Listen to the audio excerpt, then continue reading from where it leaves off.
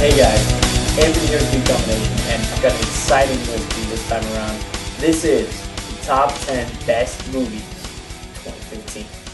So before we get into the nitty gritty of it, I want to give out some honorable shout outs to some of the best films that came out this year.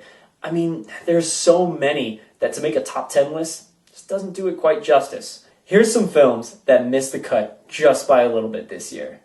It Follows, Mr. Holmes, Inside Out, Cooties, Straight Outta Compton, Ant-Man, Sicario, and Steve Jobs.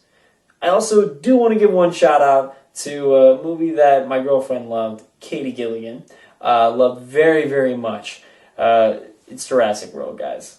She loved the dinos, and she would murder me with fire if I did not get this in the list somewhere, somehow. Without further ado, here's the top 10. 10 is dope. This movie was dope.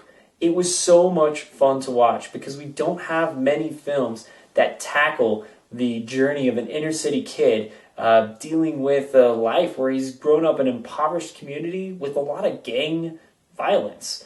He grows up in this adversity, and it's a coming-of-age tale where he has to tackle the craziest circumstances, and it's done with such humor and such cutting atmosphere that really brings a new light to this type of movie.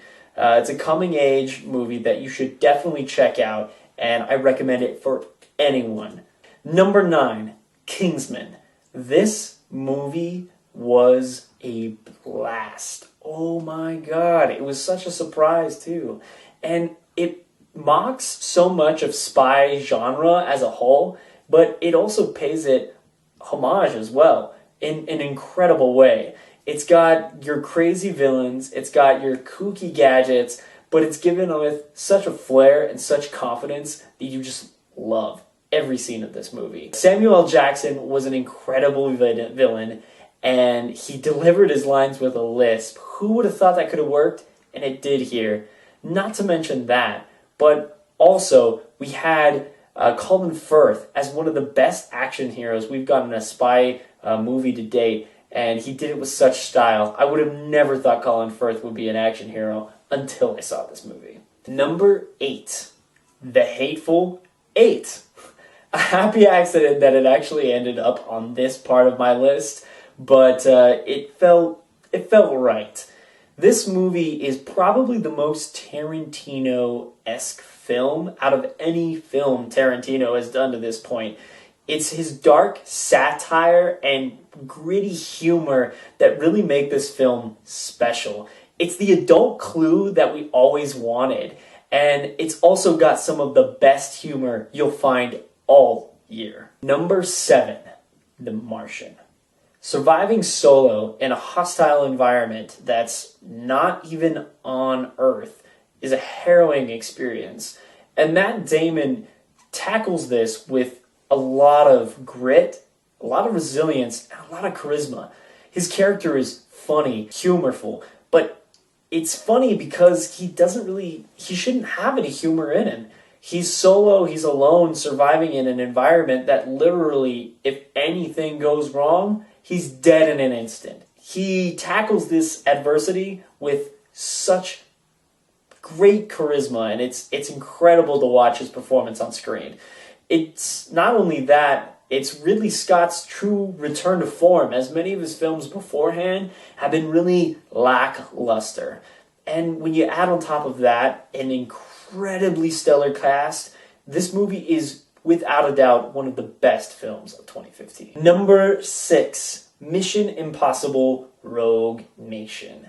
This movie was a surprise to me. It was something I had expected to come into enjoying the film maybe, as the last one was a lot of fun, but I didn't think that it would make the top 10 of this year by any means, and it did. It was a lot of fun to watch, and the action was incredibly well cut. The plot was simple, but very effective, and it also showed that Tom Cruise is an action hero that isn't going away.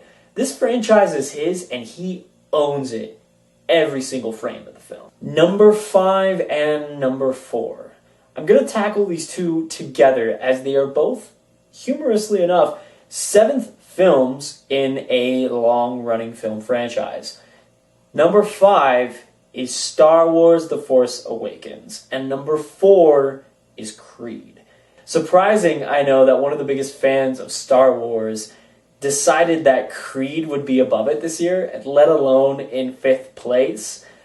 But I have to give it this place. It feels right for this year, as Star Wars was a true return to form, and it was definitely no Phantom Menace, thank God.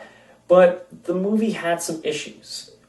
Maybe some small gripes, as I know some of the biggest ones that critics come up with are the ones where they say, oh, it was just a repeat or retread of movies before, and it was A New Hope, but it was kind of needed for what they wanted to do, setting the groundwork for a franchise forward. I'm not going to focus on that here, but I do want to stress that there are certain moments in the film where, as a fan of that series, and also as a huge person who really gets in on dialogue, there was some corny dialogue, and there was some corny decision-making. What was up with Phasma, guys? That moment in the film where, spoiler alert here, skip ahead if you haven't seen the movie, which you should if you haven't seen it, where she gets thrown in a trash compactor, and we don't even know if she did. That whole scene where she just gets overtaken by these two rebel scum, why? Why would she do that? It doesn't make any sense for her character. And that moment completely took me out of the movie for a minute. Movie magic is called movie magic because you get involved in the world and the experience as a whole that they're trying to create for you. In Creed, I never had a single moment where I was taken out of that experience. The dialogue was impeccable. The scenes were ripe with this sense of urgency, great pace, and the acting here was incredible. Stallone delivers one of his best performances in years. That's why he got a Golden Globe, and that's probably why he's going to get a nom for the Oscars this year. Stallone was incredible, and Michael B. Jordan is to be commended for his portrayal as Adonis in this film. What heart and what emotional impact at that final scene in the movie. It was incredible. And that's why Creed just etches out slightly above Star Wars The Force Awakens, because it's Star Wars and I love it so much. It's just, as a film, Creed is slightly above it. So, now we come to number 3, Ex Machina. This film was intellectually engaging. The movie was great. It was a lot of fun to watch, but it also gave you, if you're someone like me that wants that intellectual piece, something to engage you and stimulate your brain synapses, it gives you that. It delivers this story about what makes intelligence, and what makes someone have a soul, even in some cases. What makes someone human versus a synthetic, and what allows you to be a true intelligence yourself. That's the story here. It's about a robot that undertakes the Turing test, and it's engaging because it's given to you in such a dark and foreboding format, and it makes you question a lot of the morals and ethics of everyone involved here. And it's so funny that you say everyone involved. There's 3 main characters in the film, and the film focuses on them so well. The pacing's incredible, the atmosphere is intense and foreboding, and it's one of the most suspenseful films I've seen in a long time, and it's definitely the most suspenseful of 2015. So, number 2, Mad Max Fury Road. A hard pick, because normally everyone's going to have it in their number 1 spot. And the reason for that is adrenaline. Pure and utter adrenaline. This movie actually had me sweating in my seat when I saw it in the movie theater for the first time. The intense blend of practical effects with CGI let George Miller give us an experience that reminds us of what makes great film great. It's not CGI over practical, and it's not practical over CGI. It's simply using the tools at your disposal to give us the full film experience. It has that movie magic that I mentioned earlier on in the list. You're fully engrossed in everything going on here, and geez, Charlize Theron has to be one of the most badass heroines we've had in a movie for the longest time coming. It was a fun thrill ride, and Mad Max slightly misses at that top 1 spot. And number 1 is Spotlight. The only reason why Mad Max isn't here is, for me as a film fan, I am very dialogue driven and acting driven when I look at films that stay with me for a long time.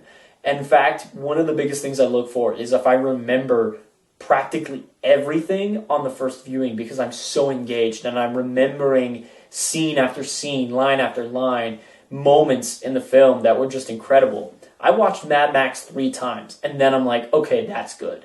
I watched Spotlight once. It was so incredibly intense that one viewing got it across for me. And that doesn't mean that it's a bad movie. It just means that that's all you needed to get the point across. The subject matter of this film is dark, and it's serious. It's tackling the corruption in the Catholic Church and their cover-ups of molestation charges that were facing their priests at the time. This story was a story that really needed to be told, and it's incredible the way that Tom McCarthy told this tale. He did an incredible job here, and Michael Keaton, Rachel McAdams, Mark Ruffalo, Stanley Tucci, all of these people had some of the greatest performances of the year. And, it's shared amongst them all. It was so well, it was so dialogue driven and so acting driven that I had to give it here because the movie is just incredible. It's well done. And that is why Spotlight is my number 1 movie of the year, just etching out over Mad Max Fury Road. Both of those films are excellent in their own right. Every film in this top 10 list deserves to be watched by everyone watching this video. And as soon as you get done with this, stop what you're doing and go watch one. Watch a movie that you want to see out of that list that you think might mean something to you.